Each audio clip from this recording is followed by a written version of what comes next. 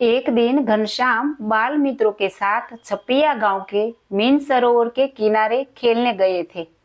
खेलते खेलते दोपहर के 4 बज गए।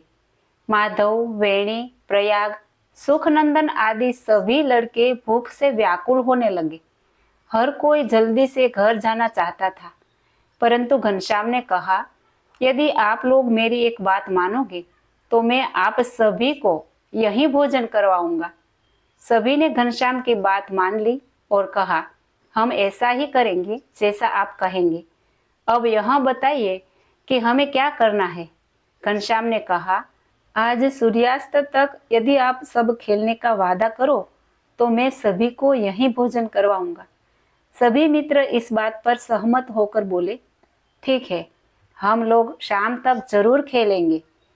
घनश्याम ने एक बड़ा सा रूमाल लिया और आम के पेड़ की एक डाली पर बांध दिया। बच्चों ने पूछा, आपने यह क्या किया? इसकी चिंता आप मत करें, इस रूमाल में थोड़ी ही देर में मिठाई आ जाएगी। चलो हम लोग तब तक सरोवर में नहा ले।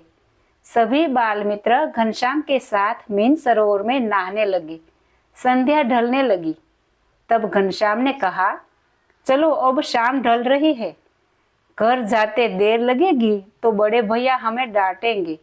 यह सुनकर सभी बाहर निकलकर तैयार हो गए। वेणीराम ने कहा, घनश्याम, अब मिठाई खिलाओ, हम तो भूख से मर रहे हैं। घनश्याम ने कहा, तो चढ़ जाओ इस आम के पेड़ पर, वहां मिठाई रखी हुई है। सभी बाल मित्र आम के पेड़ पर चढ़ गए। घनश्याम ने जहां रूमाल रखा था उसमें हाथ डाला तो इतनी सारी मिठाइयां निकली कि हर किसी ने भर पेट खाया। बाल मित्र सोचने लगे कि रूमाल में मिठाई कैसे आई होगी। घनश्याम ने उन सभी को एक और अद्भुत लीला का दर्शन कराया। उन्होंने आकाश की ओर दृष्टि की और एक साथ 8 स्त्रियां दिव्य स्वरूप धारण करके घनश्याम के सामने उपस्थित हो गई। सभी सिद्धियों के हाथ में 32 प्रकार के पकवानों से भरे सोने के थाल थे। उन सिद्धियों के दूसरे हाथ में जल से भरे हुए स्वर्ण पात्र थे। उसी समय सभी बाल मित्र पेड़ से नीचे उतर आए और गोलाकार पंक्ति में बैठ गए।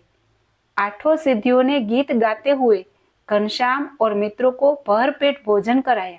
सभी ने ठंडा पानी पिया और सिद्धियों को धन्यवाद दिया। सिद्धियां वहां से अदृश्य हो गई। सूर्यास्त होने को था, अतः सभी बाल मित्रों के साथ घनश्याम घर वापस आए।